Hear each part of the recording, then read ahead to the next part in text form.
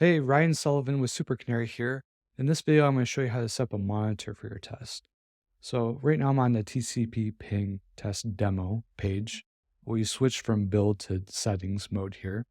In our previous video, we created a schedule, which is currently enabled. So that's running every 5 minutes. But we're going to go ahead and create a monitor. So let's go click that. So the only option that we have a couple options here. At the top, you can actually give the monitor a name. As we mentioned before with schedules, that there's a list view where you can see all schedules for all tests. We have the same for monitors. So giving it a name will help you quickly identify the monitor. Otherwise, we're just going to go ahead and give it a name, which is typically monitor : the test name. And then the other option is to add Slack notifications, but we'll do that as a secondary step here. So we're just going to create a monitor which will start tracking test status changes. For example, from pending to OK status to alert when a test is failing. So let's go ahead and click create so we start tracking that data. And click create. As you can see, the test is currently in pending status here, if you look to the right. That's because we don't have any test runs that have occurred since we created the monitor, so we don't have a status change with the test. So what we can do is we can go ahead and run the test up here in the top right corner. And the ping tests usually run very quickly. So you can see this pending's changed from pending to OK status here. So let's go to results. Make sure that runs. Looks like it ran. Okay, as you can see, it's now says OK. And we can actually track the different status changes by viewing the logs here. So as you can see, it went from pending to OK. Now, when the status changes to alert, we're probably going to want to get a Slack notification so our team knows that something is broken.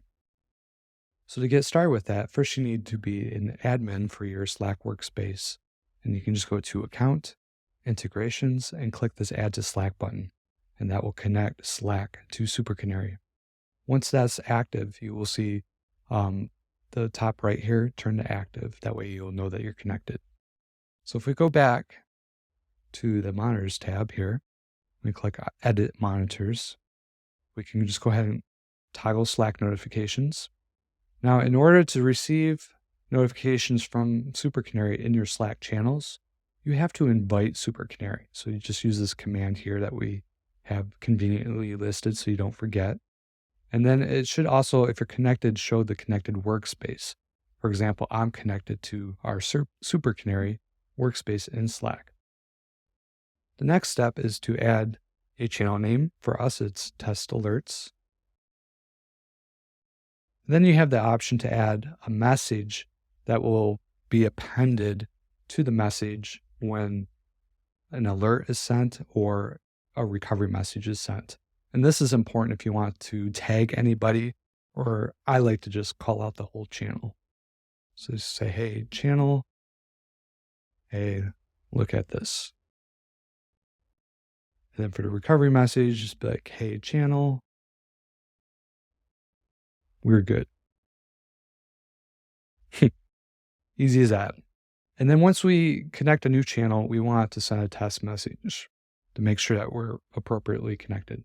So that's successful. So now all we have to do is click save. And now you can see all your Slack information here.